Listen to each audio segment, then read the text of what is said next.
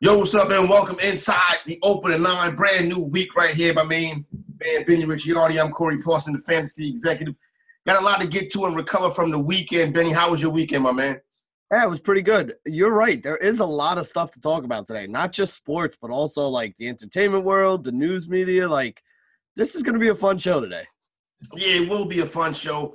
It wasn't a fun weekend watching bet after bet lose, take loss after loss this weekend. Was able to get Michigan State across the board yesterday, but we'll hop into that a little bit later on. Obviously, today I want to start with Benny, the death of rapper and really community pioneer, community philanthropist Nipsey Hussle. Big LA sports fan, was actually at the Elite Eight game in Anaheim over the weekend. Saw a video where some of the dudes were from Texas Tech, was asking him to come back to the locker room. But Nipsey Hussle, 33 years old, father of two, was dating the actress Lauren London, killed in front of his LA store yesterday, Benny. I know that you have been a fan of some of his music as well. Yeah, I mean, he did, I listened to a lot of West Coast rap and a lot of the stuff that was like independent, underground. And he was on a lot of those tracks, some stuff with him and Burner is actually on my iPad right now that I listen to all the time when I'm doing work. So it's tough to see. I mean, he was a good guy too, from all accounts. I mean, obviously everybody's got their past, and he had a past himself, but he was doing good things for the community. He had a clothing line. He was rapping. I mean, he finally, after all that hard work, was starting to make it. Like things were starting to work out well for him, and then to get gunned down in front of your own store in LA with the community you're trying to help out. It's just a crappy story, man. Nah, it really is. I think he had also opened up, was planning on opening up a business. I think it very well could be open, where it was workspace for entrepreneurs in South Central Los Angeles. One floor was a workspace for entrepreneurs, and one place in the upstairs area was, dedicated to students who were trying to pass specialized tests to get into specialized high schools and colleges and stuff like that. He did a lot of good stuff for the community. And one thing you mentioned about the independence, he spoke about, not doing a major record deal because he didn't want to take handouts, because he felt like once you take those handouts, those corporate interests control you. And that's one of the reasons why he always wanted to keep his career independent and always wanted to do things the independent route. So it's interesting that you mentioned that he's been on a lot of that independent West Coast music. Yeah, a lot of the guys out in the West Coast do that, man. It's kind of a new thing in music now. I mean, listen, look at us. We're sitting here doing a podcast right now on YouTube. And it's the same thing with a lot of those guys, same thing in that medium in the music space where, you always want to control whatever you're involved in. I mean, it's always better to have control over it, because in this way you can do things your way. You can do it the way you want to. You're going to be the one making the money on it if it makes money. If it's successful, you're successful. If it's not successful, you're not successful. So really it comes down to you doing your own thing and you doing your hustling. And you know what? He did it the right way, and it worked out for him. That's the thing that sucks about it is there's a guy who worked his ass off to get his chance. He got his chance, and then, someone takes it away from him over something stupid probably. A lot of things in the basketball world, people in the basketball world reacting last night. A tribute was done at Oracle Arena, Golden State Warriors, also at the Staples Center with the Los Angeles Clippers. He was a big LA sports fan, so it was good to see a lot of people in the community in the world of sports come out and show their support. Now, I hate to be like the Alex Jones dude, you know what I'm saying? Uh-huh. But this is going to be spun as something that's going to be gang-related. I do not believe by any stretch of the imagination that this is a gang-related shooting. You don't get shot 5 times, execution style, once in the head from distance by a gangbanger. So the most recently, he was working on a documentary about Dr. Seedy. Are you familiar with Dr. Seedy? Not really. Dr. Seedy is the man that essentially cured AIDS. And it's fact. He took New York to court. He won. He went on a federal trial. He also won. After those victories in court, he was approached by Left Eye from the formerly of the group TLC. Yep. She started speaking about his holistic approach to medicine. She ended up passing away. Dr. Seedy ended up mysteriously passing away also. Well, Nipsey Hussle was working on a documentary about Dr. Seedy and how he more or less created a cure for AIDS and for cancer that he was working on also. He said, that this guy is the best doctor. He wants to bring his story to light, and he's gone now. So listen, I'm not Alex Jones and talk about big pharma and stuff like that. You know what I'm saying, Benny? But I'm willing to guarantee you this is going to be spun as a gang-related death. This is not a gang-related death. I got to be honest, man. Nothing in this world surprises me anymore. When I first started working with Tommy G and all his conspiracy theories, I was like, this guy's crazy. But you know what? The more I've been seeing things going on in this world, man, we live in a very effed up place right now, bro. If you had a holistic doctor that was curing AIDS and curing cancer with like a combinations of fruits and berries, the people that make Viagra not gonna want that, Benny. I mean, you're talking to somebody who lives in a state that basically just had their marijuana thing shot down, no matter how many people that can help because of big pharma. So believe me, I know how it goes, man. Money makes the world go round, Corey. You know that. Whoever's getting it is going to want to keep getting it. And, they're not going to want other people coming in and taking that market share from them. So no doubt about that. So, shout out to the homie, rest in peace to him and his family. And obviously, it's a story that'll be dominating the news over the course of the next couple of days. But definitely, I think I've seen where a lot of people in this era that's beneath us, the generation behind us, Benny, are saying that this is their equivalency of losing Tupac and Biggie. I mean, I guess I can see it. You know what? One thing I always liked about Nipsey Hussle is he was like the rappers that we used to listen to in the 90s. Yeah, and he was. Yeah, he wasn't mumbling this trap stuff that nobody can understand. He was old school that way. So, man, kind of sucks. I liked his music. He seemed like a good guy. 33 years old, man. That's way too young to be dying. No doubt about that. So rest in peace to my man Nipsey Hussle. Speaking of trap music, Benny, are you familiar with Lil Nas X? Nah, not really. All right, so here's the story. I think it's a black dude from Arkansas or whatever. Okay. I'm not familiar with this because I don't know anything about this, but apparently most new country music sounds like trap music. I don't listen to country music. I don't have Nash on my radio station, whatever. I would never know. You're asking the wrong guy here, but go ahead. It's not my genre, Benny.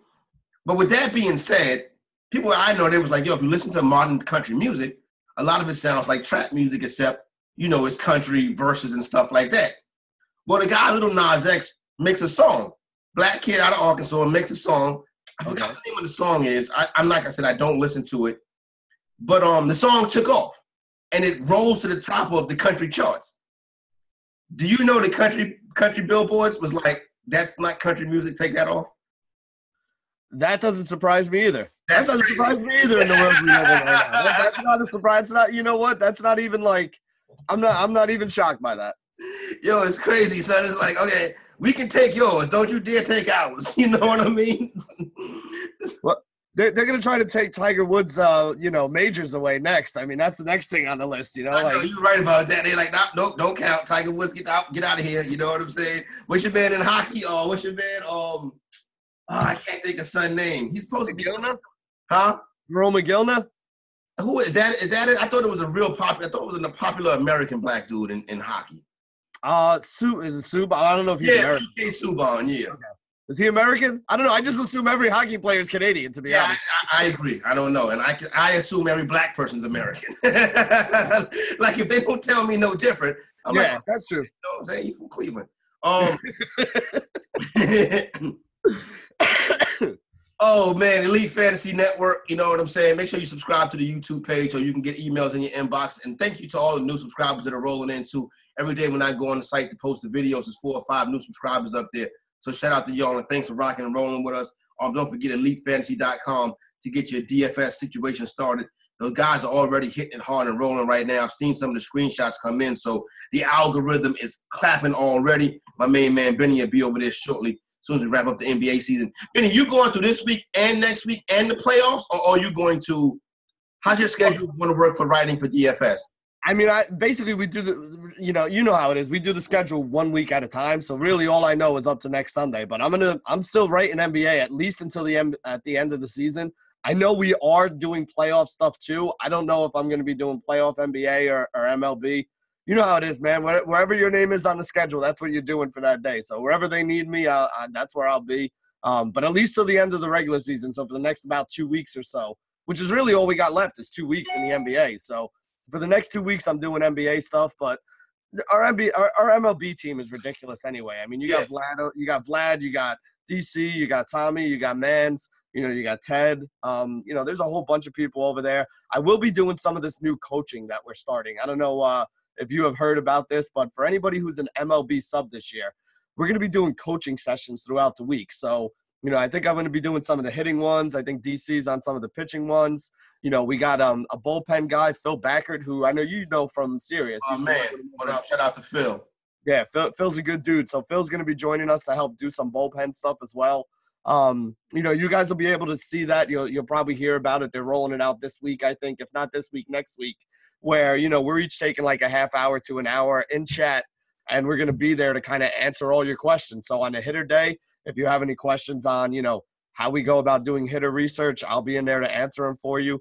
And we're going to try to archive all those and put them into a separate area. So even if you can't make it that day when we're doing it, you guys can always go back and get the information that you need to, try to make you a better DFS player, try to help you learn what we're looking at when we're doing our research and the things that are important that, have helped us all made a lot of money over the years. No doubt about that. I think that's also something that's very good too, because, listen, you buy subscriptions, you pay for it, and you get the good information, and hopefully it turns it around and you make a profit throughout the course of the end of the year. But I think it's also very important to learn how to do it yourself, Benny, because you got a lot of people out there that just to go out there and buy lineups from some of these dudes that sell, some of these sites that sell lineups. It's kind of like, why do that when you can learn how to do this yourself? See, my whole thing is, being able to do the research and knowing who to play is one part of it.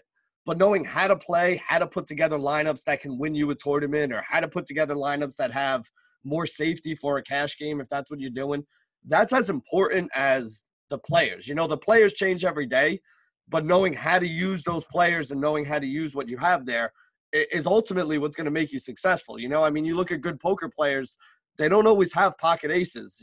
Sometimes they have bad cards, but knowing how to play the cards that they have and the opponents that they have is how they make money. It's the same thing in DFS. No doubt about it. And the way to make money in DFS is over at EliteFantasy.com. Final four is set. Texas Tech, Michigan State, UVA, and Auburn. Let's start with the Auburn Tigers. You know what? I'm not betting against them no more, Benny. I'm not. I'm just going to leave them on the board because they have, since the beginning of the SEC tournament, I have consistently been losing betting against Auburn. And you know what? They're shooting the ball lights out. They also are hitting the boards and playing defense. I figured they were a bad bet this weekend. I actually didn't bet it because, I wasn't a big fan of Kentucky. But when the kid Okiki went down, I was like, all right, that's going to kind of be the thing that undoes them, because he's a very good player, and he was the one that was, doing a lot of the dirty work the first couple rounds. He's the reason they were up 10, 12 points against North Carolina when he got injured. So I didn't think they were going to be able to hold on and keep moving forward without him. But, hey, they did it. They found a way to win that game this weekend. So, you got to give all credit in the world to that Auburn team. I mean, they have, exceeded expectations, and there are not a lot of people that picked them to still be alive right now. Bruce Pearl sweating through his suits, all of his past NCAA transgressions pouring through his suits. You know what I'm saying? As Bruce Pearl is a cat. Bruce Pearl is a cat, Benny. Bruce Pearl is an MFing cat. He can snipe. He finds a way to get through these trying situations. I believe he's had a couple of assistants be arrested of Bruce Pearls. Yeah, man, he's been Teflon so far, but he's won everywhere he's been. That's the thing about him. I mean, he was in Tennessee, he won over there. Built that program in Tennessee. Yeah, he's a good coach, so you got to give him props for that. I mean, listen, here's my thing, man. The way college basketball is right now. If there's nobody who's clean, so if there's nobody who's clean, so, people need to stop talking about, oh, well, he's dirty. It doesn't matter. Whoever you're talking about is dirty. It doesn't make a difference. So if they're all dirty, you may not like it, but that's the way the game has been played. More or less, John Calipari has more or less has come or even said, listen, it is what it is. You know what I'm saying? Like, you know what? I mean, how are you going to win if you know that everybody else is out there? You're recruiting against guys who are out there that are offering these kids $50,000. How are you going to win? Because you're not going to get those good players that you need. And we talk about it all the time. You can be a great coach, but if you don't have the talent, your great coaching is worth maybe a couple wins here or there. You still need the talent to win most of those games. If you don't have the talent, you're not going to win. If the way to get the talent is, having Nike throw them some money or, some alumni throw them some money. If everybody else is doing it, I mean, you got to do it too if you want to compete. Hey, listen, you know what I'm saying? If you ain't cheating, you ain't trying. So there you go, right there. When it comes to big time college basketball, I look at listen, they're playing good defense. They're hitting their shots. They outlasted Kentucky the other day. Bringing Okiki to the bench gave them an emotional boost going down the stretch of that Kentucky game. If I'm John Calipari, I'm like, come on, that's not fair to my boys. You know what I mean? Bring them out when the game first starts, leave them in the locker room. No reason to bring them out here to start the second half. So I thought that was done very slickly by Bruce Pearl. You know what I'm saying? Real salesman that Pearl is. But shout out to the Auburn Tigers. They move on. They come out a very tough SEC. They go down there. They win the tournament. They come in there, and they're still surviving. This is a team that hit their peak at the right time. I've seen Auburn play some bad basketball earlier in this year. Right now, they have not returned to form. Is UVA, their next opponent, the best team that they've played this year? Well, at least in this run through the NCAA tournament. Do you think that Kentucky you feel like Kentucky was a tougher challenge than UVA will be? I think UVA is a tougher challenge than Kentucky, but I mean, they also beat North Carolina, who you could argue was better than UVA. So, I mean, you're right. To me, Carolina was the best team they knocked off in this run here. The thing about Virginia is Virginia makes you play like kind of ugly games, right? Like they slow it down. They like how the Grizzlies used to be. Yeah, they're gonna like the Virginia games are gonna be like 5-6 point games. They're never gonna blow anybody out, but they're also never gonna get blown out. They're gonna play low scoring. They're not gonna let you get up and down the floor like you want to do. So it is a kind of a clash in styles between the two teams here. I mean, again, I think they can hang with UVA. Like you said, I'm not betting against them at this point. They've proven enough to me to know that, hey, this is not a team that I'm going to take lightly. But at the same point in time, I mean, I don't think they're going to be favored against Virginia. I think Virginia's going to wind up as the favorite in that game. I believe I already saw the opening line on that one right there. There you go, right there. The opening line on that, I'm looking at the CBI for tonight. That's not a good look. Opening line for next Friday, the Final Four. Virginia opens up as a 5-point favorite. It's the money came in heavy on Auburn, but the number went up to 5.5. So that's the steam right there with the pro bettors putting it on Auburn. And listen, I would bet Auburn at this point too, especially at 5.5, Benny, because Virginia is not going to beat anybody by 6 points. Virginia is the type of team where Virginia win games, like you said, they win games ugly. Virginia has what I worry about with Virginia in this contest right here coming up this weekend. They have stretches where they don't score, but they go on 3, 4, 5 minute stretches where they don't put up no offense at all. Auburn, you go on a stretch like that against Auburn, if you're not stopping them, they're going to blow the doors off of you. Yeah, I was impressed with them on offense, Auburn, the other day. So I kind of agree. My whole thing is this. Like, I don't want to take a lot of points in any game that I think is going to be low scoring. If you're going to take 5 or 6 points, I want it to be a 140, 150 kind of total deal. I don't want it to be like a 130-ish total, which is probably around what this one's going to be. They have the total up for this one already? I'd say like 134, 137, somewhere like that. 130.5. Oh, wow, that's even lower than I thought. But that's what I'm saying. It's tough to win a game by 5.5 points when there's only 130 points being scored in a game. I mean, you're talking like 68, 62 or something like that. So I'd probably be on that same side. If I'm getting 5.5 and I'm making a bet right now, I'm probably putting my money on Auburn. But like I said, I don't think I'm touching this one. Yeah, this one right here is tough. Listen, these lines get much sharper. And then also when you get down to this, these are the blue bloods for the most part. So people are romantic with these teams. So the advice they're giving could be a little biased, could be a little slanted because you cats can be like, listen, I hate Virginia. You know what I'm saying? And I'm betting against them. And you can be like me where I'm not fooling with Auburn. And there it goes right there. So shout out to Auburn. They listen, Bruce Pearl, they did it. Especially coming from where I saw them come from this season. I can say that they definitely did a good job getting all the way to the Final Four. So shout out to the Auburn Tigers football school inside the Final Four. You know what? It was a school that I was talking about over the weekend. Penn State a football school or no? Penn State is clearly a football school. If it comes back to me, I'll bring it up to you, Benny. Moving right along, though. Speaking of UVA, man, that was a hell of a game against Purdue the other night. I mean, shot after shot. That kid, Carson Edwards, that was a tremendous tournament performance. Hate to see him lose the way he did. Hate to see Purdue lose the way they did. But that was that was an instant classic right there. One of the best games that we've seen in the NCAA tournament in a few years now. So my whole thing is from a gambling perspective. Purdue has now been involved in 2 of the worst bad beats of this tournament in the last week, right? Because if you bet against them the game before, you were sitting pretty in that Tennessee game. Tennessee was up 2. That whole thing with the foul at the end that sends it into overtime, and then they wind up losing, and you lost your money there. So that was a bad beat. This one was a really bad beat because they were up at the end of that game. They fouled with 5 seconds left. The kid made the free throw, missed the second one. They got the rebound, threw it to the big blonde-haired kid, Ndiki, or I forget what his name is. He hits that crazy shot. Yeah, he hits that shot. If he misses that shot, you win that game if you're a bettor on, the Purdue side. Then the game goes into overtime, right? It's a 3-point game. They rushed the ball up the sideline, which was I didn't like that play call at all. That was a horrible play call. Yeah, and then they went to the sideline. They got the bad pass. It went out of bounds. But when they inbounded it and they fouled, that put the kid on the line. He hit those 2 free throws. It was 4.5 in the spread. Those two free throws made it a 5-point game.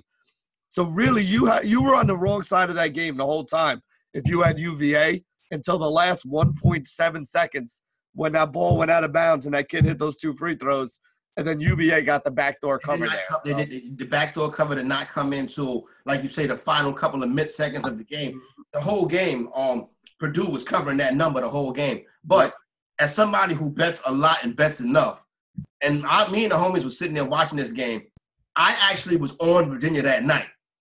So it didn't hit me until later on in overtime. But for the people that had Purdue tickets, when that game went to overtime, I guarantee you their first thought was Purdue's going to cover. UVA is going to cover this number in overtime because that's how gamblers think. Listen, I am a gambler, and I did have some money on Purdue. And I said when that game went to overtime, I actually was sitting here with my wife watching the game, and I turned to her and I said, shit. And she's like, what's the matter? I said, I'm about to lose money. She goes, well, I thought the game was tied. Didn't you bet on the team that was getting points? Like, my wife's starting to get into this gambling thing right now. Uh-huh. And I said, yeah. And she goes, well, then how are you going to lose? I said, because they're going to wind up losing this game by like 5. Watch. And then the game ended, and they lost by 5. And I was like, you got to be kidding me. Oh, yeah, it's gotten to the point now where as these games, they get later into these games, I can predict the final score. I can predict the total and how much I'm going to be on the wrong side of it. Like, I've bet on games. I've bet like, okay, I got the over in this one, whatever. And then I'm watching the game, and at halftime, I'm like, you know what? I'm going to fall 2 or 3 points short of this number, and it happens all the time. Once the game starts, I already know how it's going to end. You know what I'm saying? Again, man, Purdue had me the whole tournament because I was on Tennessee the other day, and that was a it didn't turn out to be horrible because I won a couple of those in-game bets, but that should have been a bigger win. And then this one over here should have been Purdue money.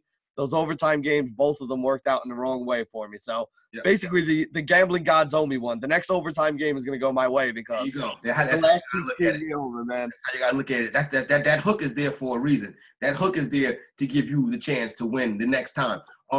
Purdue was actually the only game I won on Saturday night. So there goes that right there. After having a dominant week, but you're going to give it back. You know what I mean? Just hope not to give too much of it back. So I saw a ticket. I posted it on my Instagram. Parlay. Oh, I saw that. The 10K that dude. 7-leg parlay. Oh, man. $1,000 profit.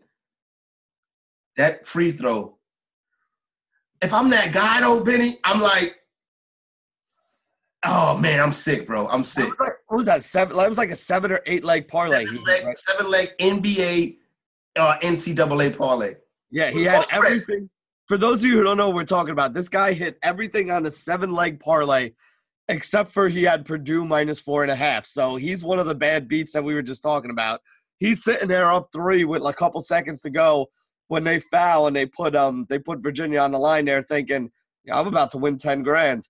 And then that game worked out about as bad as it could for him. Hopefully, and I don't know, but hopefully that dude was able to hedge that a little bit.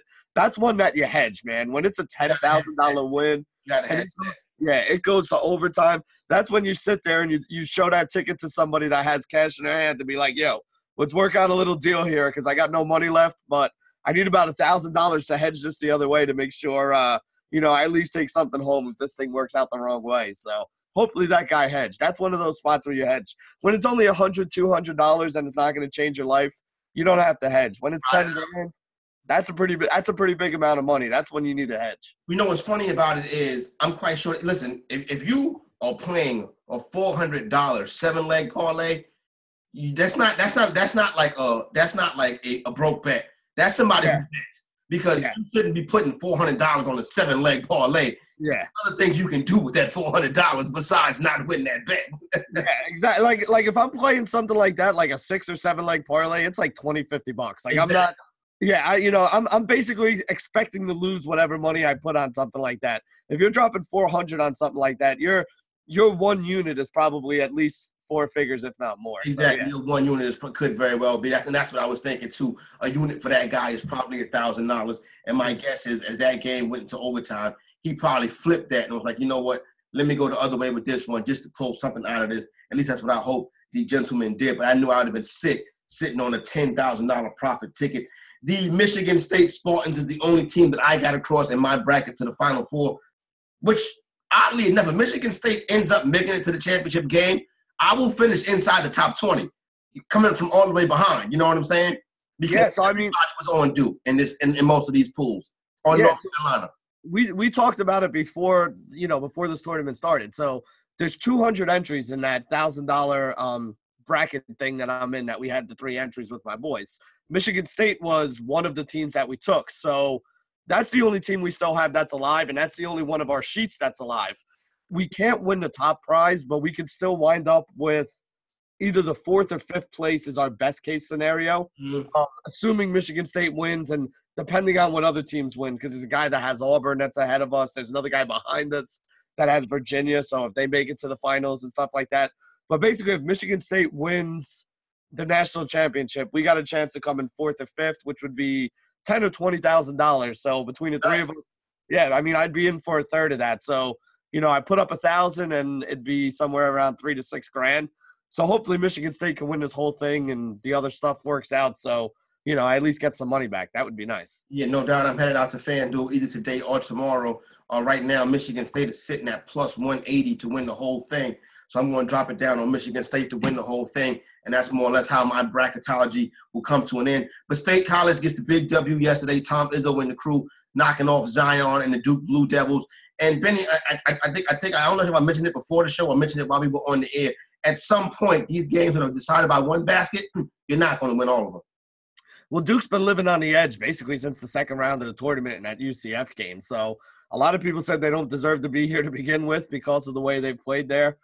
I know Tom Izzo was trying to be nice after the game, but you can't call this the best Duke team ever or one of the best Duke teams ever if they don't make it to the Final Four, if they don't cut down the nets. Because you had so many other Duke teams that did cut down the nets, win the national championship, win their region. You can't call this one of the best teams ever. Talent-wise, if all these freshmen stayed 2 or 3 years from now, maybe you could argue this would be one of the best teams ever. But a lot of these guys are going on to the NBA. It's one and done, and, that's the way college basketball is right now. Yeah, no doubt. So agree with you 100% on that one. Listen, it was a fun ride. You know what I'm saying? Watching Zion and this Duke Blue Devil team throughout the course of the year. Like we talked about earlier, Benny, last week. For once, it was like actually cool to root for Duke. Like Duke, like this hated villain, and that was because of Zion and this one and done crew that Coach K brought in there. Now they'll go on to the NBA. Speaking of Zion, I want to ask you a question. Will Zion Williamson have his own signature shoe next season as a rookie? I think to me, that's a given. The better question is, will it still be with Nike, or will he decide, he's going in another direction after the whole debacle with the shoe blowout thing? Well, here's the thing, Benny. I believe it's only like 12 NBA athletes that have their own signature shoe. Like Kemba Walker doesn't have his own shoe. He wears like Kyrie's shoe. Will Zion have a Zion 1? Yes, and here's the reason why.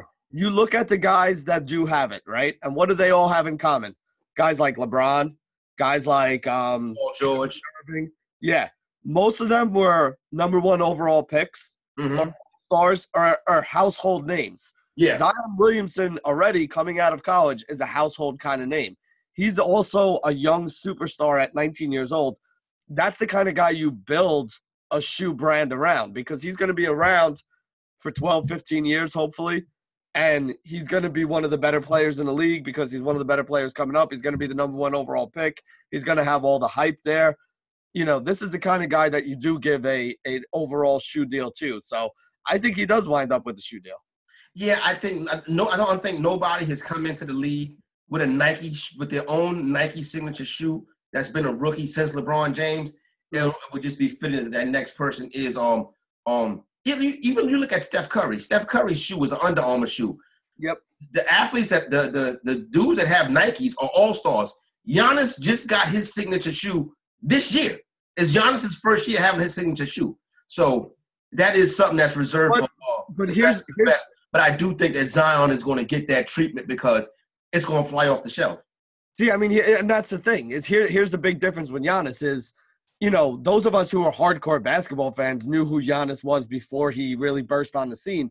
Giannis didn't play college basketball, so he didn't have a chance to be in front of, you know, millions of people on March Madness that everybody knew his name.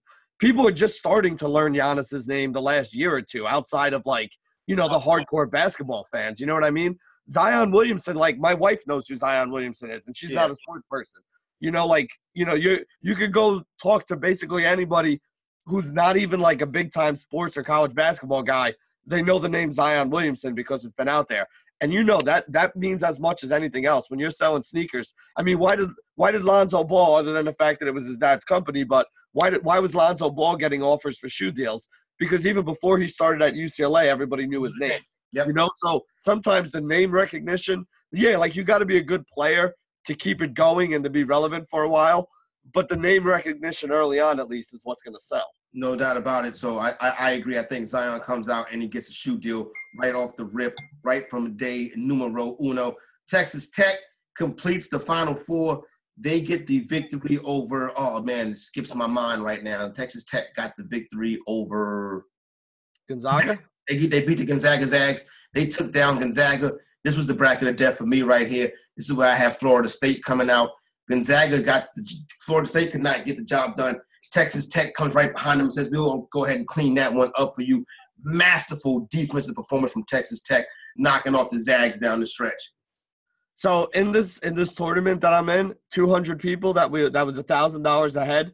You have people who really know what they're doing. I mean, $1,000 a head is not chump change. So it's people who are, you know, pretty knowledgeable and have done this kind of stuff before. Not a single person has Texas Tech in the Final Four. That's wild. Not one person has them. And were they the best team in the Big 12 this year?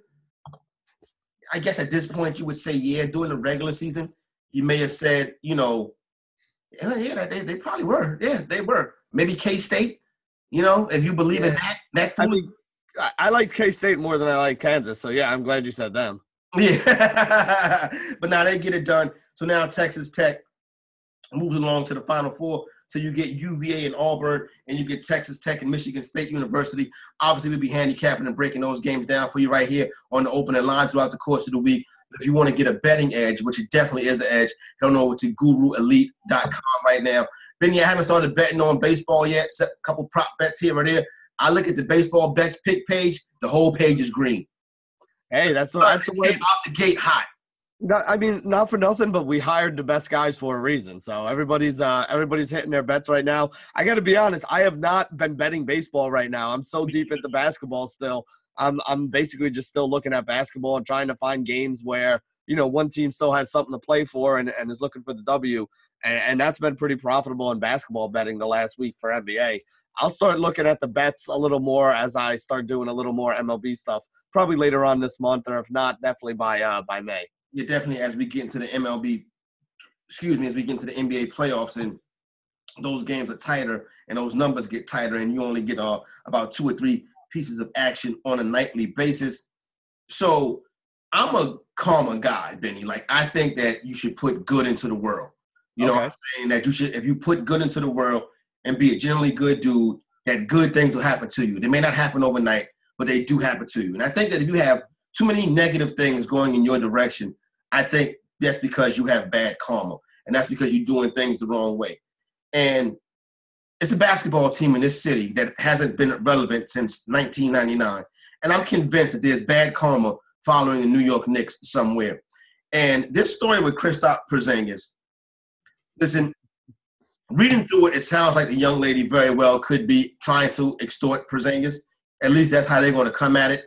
There probably was some kind of sexual activity that she agreed to. You know what I mean? From what I've read from the story and from what the NBA investigators on the New York Knicks investigators seem to be saying early.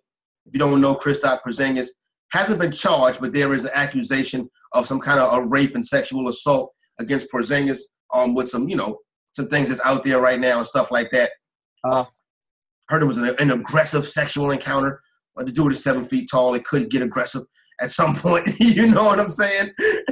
Yeah, but there is so much to this story that I have a problem with, though. I got to be honest with you. I mean, basically, she tried to extort him, and then when he didn't pay, that's when she decided to file.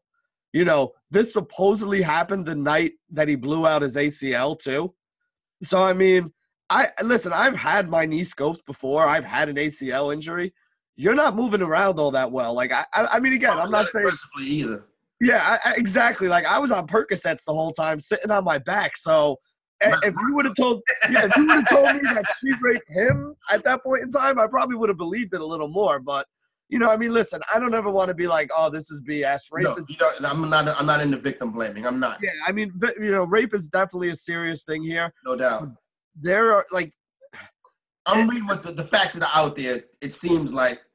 I mean, my whole thing is if you get raped and you're really that upset about it and it's a crime and you have a problem, yeah, you go to police right away. You don't try to extort somebody for $100,000, $80,000, whatever it was first, and then when they decide not to pay you, then you go there. Because that is pretty much the whole definition of blackmail and extortion is you give me this or I'm going to go report this. No, if it was really that big a deal to you that you got raped, you would have reported that right after it happened. Because that's when you could have had some kind of, they could have found some, some kind of fluids and you would have actually had kind of a case. 8 months after it happened to report it, at that point, there's really nothing the police can do. As crappy as that sounds, it's like without like collaboration somehow, there really isn't anything that they can do at this point, No doubt. And I agree with you. Listen, I think Porzingis will be vindicated in this. If he did something wrong, then he needs to go to jail. No charges have been filed. This looks like it's going to end up being more of a civil case, clout chaser, trying to get a couple of dollars. Same thing happened over the summer with Shady McCoy. It happens a lot. But then again, it also tears down when it really does happen to people, too, tend not to believe them. So I don't ever want to come across as victim blaming, but this sounds like a shady story right here. Mm-hmm. Well, the Knicks knew about this story for a while now. When the Knicks contacted the Dallas Mavericks about trading Porzingis, they told them it's an extortion case going on. Mavericks looked into it. Okay, whatever. They never told them it involved rape. Because if it involved rape, it's a good chance that Dallas Mavericks say, well, let's see how this one plays out.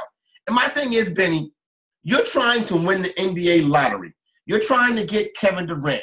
You're trying to get Kyrie Irving. When you do dumb shit, bad karma comes. And this right here, be upfront with them. Be on the good side this time, New York Knickerbockers. See, this is strange because I remember when this deal happened. Remember we were talking about, like, why did the Knicks do this? Why did they get rid of Porzingis? Why did they get rid of the piece that everybody is saying they should have built around? Like, it felt like there was more to the story at the time. Like, something had happened, whether he had a fallout with management or he told them he wasn't resigned. Like, it just felt like there was more to the story. And now, a month or so later, now we're getting the rest of that story. But you mentioned a big part of it to me is, the Knicks kind of tried to pull one over on the Mavericks from what some of the stuff I'm reading is that, they said, oh, there's an extortion case, but it's BS. The FBI's involved. They think it's BS or whatever.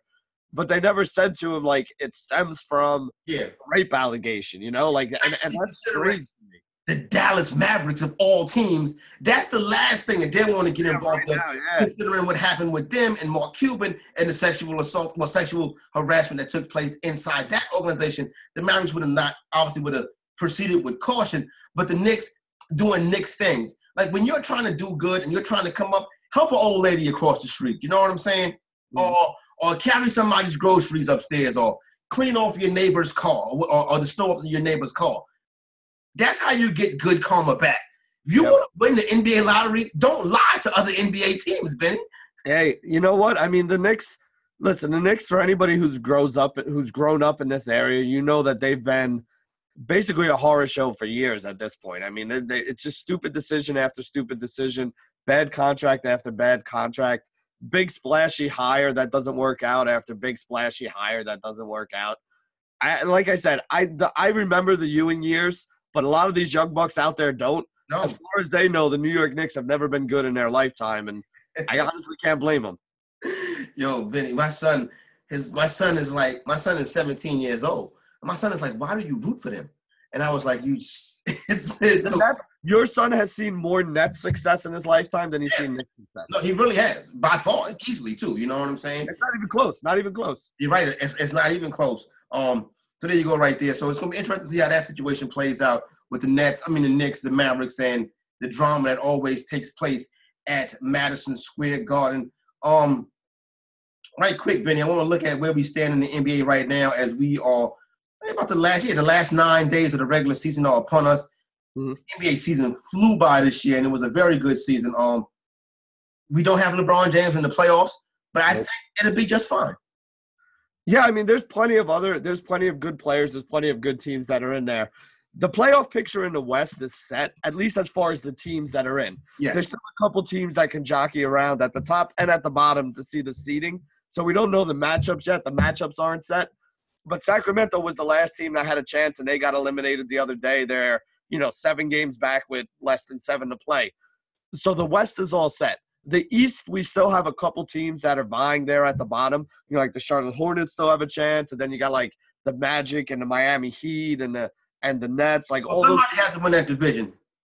Yeah, well, that's the thing. Somebody's got to win that division, and you got all those teams down there at the bottom that are all, just a couple games away from each other for those last couple playoffs. The bottom of the Eastern Conference is that whole division. Yeah, that's true. I mean, listen, we all know that a lot of those teams are going to get knocked out in the first round. We all expect it to be, Toronto and the winner of – I mean, the Celtics do not have an easy first-round matchup. They're going to wind up going up against the Pacers, and, those two have been going back and forth. I think they're actually tied right now for the 4th seed. So the Celtics might not even have home court advantage in the first round. Right now, as it stands right now, the Celtics do have the home court advantage. But the way the Celtics have been playing, you cannot have you can't put no trust in the Celtics. They came up here in essentially a must-win the other night against the Nets and lost by like 20 points. Yeah, and on a teaser. I mean, you got your starting point guard and your star player arguing with the coach. The rotations for that team still aren't set. Guys, don't seem to really want to be there right now. So there's a lot of problems in Boston. At the beginning of the season, I think everybody kind of picked Boston, getting back all the guys that were injured last year, like Kyrie and Gordon Hayward, and then seeing the way guys like Terry Rozier and Jason Tatum and Jaylen Brown stepped up when those guys were out. I think everybody coming into the season thought that the Celtics were the class of the East. And right now, I have them as, at best, the 4th best team. Like, I think Milwaukee, Toronto, and the 76ers all have a better chance of being the Eastern Conference champions than the Celtics do. The narrative seems to be that, Boston will figure it out once the playoffs get started. You need to start to figure this stuff out now, and the way that Celtic team looks does not look good. I do think the first round in the Eastern Conference is chalk. The first round in the Western Conference is sets up right now. If you're the Golden State Warriors, the last thing you want to see in the first round is Oklahoma City, Paul George, and Russell Westbrook. Really, the Golden State Warriors outside of Houston, this is their rivals. Yeah, and I mean, honestly, we talked about it. That is a tough first-round matchup for either the Denver Nuggets or the Golden State Warriors, however that winds up playing out. Denver and Golden State at the top are, like, within a game of each other, so they're jockeying back and forth for the number 1 spot. And then OKC and I think the San Antonio Spurs are jockeying for the 7th and 8th spot. So we don't know how any of that's going to wind up turning out. But you would think, I mean, if it's me, I'd rather play the Spurs in the first round. Golden State would drag the Spurs. Yeah, and that's the thing. I mean, listen, with Paul George and Russell Westbrook, I know there's a lot of people that do and don't like Russell Westbrook. Everybody kind of loves Paul George. Those are 2 guys that can change a series. I mean, if those 2 guys get hot, they can change a series. I do not want to be a 1 seed that winds up having to play that team in the first round. That's a really crappy gift for being the 1 seed and winning the whole thing this year. Agree with you 100%. The Nuggets would play the way it stands right now, the Spurs. Another interesting first-round Western Conference series, Houston and the Clippers. This Clipper team was supposed to be in tank mode. Doc Rivers has coached this group up real good. So we all know the drama that has taken place between these two teams in the past. I'm not saying that the Clippers can beat the Houston Rockets in a 7-game series. I'm saying the Clippers are going to want to ugly it up and possibly get, a couple technicals, couple suspensions, because these are two teams that do not like each other, the Clippers and the Rockets. There's nobody on the Clippers that changes the game if they're not in there. If any one of them gets in a fight with a Chris Paul or a James Harden and one of those two guys doesn't play, that changes everything for Houston. So you're right. I mean, this is there's a lot of bad blood here. There's a lot of animosity. I still think Houston beats them in the series, but you know what? Doc's a good coach. The Clippers are a deep team, and they've surprised us all season long. I mean, if you would have told me that the Clippers were going to make the playoffs this year, I would have told you were crazy. As the 6th seed in the West. I was going to say, let alone as the 6th seed. After trading Tobias Harris. Yeah, without arguably their best player coming into the season. I mean, like you said, Doc's done a good job coaching this team up. My problem is, I mean, you can get away with that in the regular season. In the playoffs, though, it really does come down to stars. No, the Houston Rockets are going to – the Rockets will win the series. I don't think the Rockets sweep. I think the Rockets win the series, but I think it's going to be an entertaining series, and I think we're going to see some old-school basketball. I think there's going to be some hard fouls. I think there's going to be some finger pointings, and that's going to be good to see. The other Western Conference series would be Portland and Utah. Listen, with Portland could have been the 3 seed without these injuries. With these injuries, they should lock in somewhere in about this 4 or 5 range with a first-round matchup against the Utah Jazz. I think Gobert's going to be a problem for them. I think Lillard can get them through to the next round, though. I mean, my biggest problem is outside. Like, I love Damian Lillard. I've been a big Damian Lillard fan for a while, but you can't go into the playoffs that empty-handed and expect to beat other playoff teams. You know, if you're playing with Damian Lillard and you get one of the teams at the bottom of the league, you're playing the Phoenix Suns in a 7-game series, you can beat them. You're playing with just Damian Lillard and no CJ McCollum, no Nurkic against another playoff team. You're not going to win 4 out of those 7 games. So I'm hoping that the Jazz are the underdog in that series because I'll take the Jazz to move on. Yeah, the Jazz. I think my thinking is the Jazz. Well, it depends how you look at it. I think the savvy people may know that Portland is beat up. Portland has been catching a lot of points lately. They were the other night, they were catching 6 in Detroit. And I was like, oh, my God. And you know what? Detroit coming. Detroit later. I mean, listen, it's you look at the guys who are playing instead, like Enes Kanter, not anywhere near as good as Nurkic. They're using Seth Curry a lot as the shooting guard. Seth Curry is not CJ McCollum. So I mean, your whole team is just taking hits, and the way it is too. When you lose a starter and then you need somebody else to step up, not only are you trying to fill that hole with somebody who's of a lesser value, but now you also need somebody to fill the hole that was created by Kanter going from being your backup center to your starting center. So now Myers Leonard and Zach Collins are getting more minutes, and their minutes aren't as productive, and you're starting to see other guys get thrown into the mix, and it's just this team is not the same team that won all those games to get them to 3 or 4 seed. The way they are right now, presently constructed, they're not that good. No doubt about it. So there you go right there. NBA playoffs almost underway. So make sure you, if you want to put something down on that, like we will be doing, GuruElite.com is where the betting goes down. It's going to be a fun NBA playoffs. Get started right after the NCAA tournament. As far as baseball goes tonight, Benny, you got the Orioles and the Blue Jays. I don't know no starting pitchers for tonight, I'll be honest with you. You got the Orioles and the Blue Jays, the Cardinals and the Pirates, the White Sox and the Indians. I don't know. Yankees, Tigers. Doesn't sound like a lot of fun at the stadium, though. You want to go to the stadium and watch a game. Yankees minus 220. The Brewers and the Reds. ESPN has the Cubs and the Braves. I don't know. The Rockies and the Rays, the Mets and the Marlins on ESPN Plus. That's something new. ESPN is showing baseball on ESPN Plus this year. Yeah, you got to pay $6.99 a month for it. Screw that. Really? Isn't that the ESPN Plus thing where you got it? Isn't that their streaming service? $4.99. Oh, $4.99, whatever it is. You gotta sign up for that to get the extra stuff there, the streaming service. I ain't going down that route. I mean, what's weird though is I have the MLB package on my cell phone and all that stuff. But there are certain Apple products that are you're no longer allowed to use it on. Like my we have an Apple TV. We have a couple Apple TVs in the house, basically, like, the little box that it's basically like a Roku thing. Some of the older ones, some of the original ones, like the Generation 2, Generation 3 ones, you can't watch the MLB app on anymore. You can only do it on the newer generation ones. So I don't know what the deal is with that. Maybe it has something to do with like the HD or whatever. But I know the one that I had on my main TV is one that I couldn't watch the games on. So I had to switch it out with one of the newer ones that was on one of the other TVs. Oh, wow. That's interesting right there. ESPN Plus is a good service, though. I like it. I think it's cool because you get to see teams you don't normally see, especially when it comes to college sports. You know what I mean? They'll have a lot of mid-majors on there. You know what I mean? So I do like it. And listen, they have original programming. The original programming don't do nothing for me. You know what I'm saying? Like, I don't need to see Kevin Durant's show Boardroom. I don't need to see that. You know what I'm saying, Benny? I'm cool with that.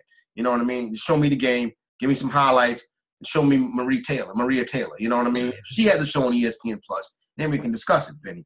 That's what we got going on. Make sure you head on over. Make sure you subscribe. Make sure you head on over fantasyelite.com for your DFS needs. elitefantasy.com for your DFS needs, and our Guru Elite for your betting needs. Don't forget, full season fantasy players, fantasyguru.com is the place to go right there. Benny, do you got a big piece of chicken for us? You know what? Even though they lost this weekend, I'm giving mine to Carson Edwards because that game the other night against UVA was one of the better college basketball games I've seen a guy play. He was absolutely on fire. He was unstoppable. People who didn't know this guy's name before the tournament started definitely know his name now. And it sucks to me that they lost that game because I really wanted to see them keep making a run. He's a lot of fun to watch. So even though they lost that game, even though he made a bad play at the end, you're not going to blame one play on him because without Carson Edwards, Purdue wouldn't have been in that game to begin with. So that's my big piece of chicken. I'm going to go the opposite way on that one. I'm going to give mine to Tony Bennett, the head coach of the Virginia Cavaliers. Listen, that was disastrous last year, getting upset as a number 1 seed, losing in that first round. They came back. They went through an entire offseason. They came back focused. They were the top team in the ACC, an ACC that included Duke, an ACC that included Carolina, Virginia Tech, Florida State. They were the top team in the ACC, and now they are the only ACC team to make it to the Final Four. So my big piece of chicken goes to Tony Bennett and Virginia Cavaliers. Final Four action coming up this week. We got you covered all week long right here on the opening line. For my main man, Benny Ricciardi, I'm the fantasy executive, Corey Parson. Benny, we out.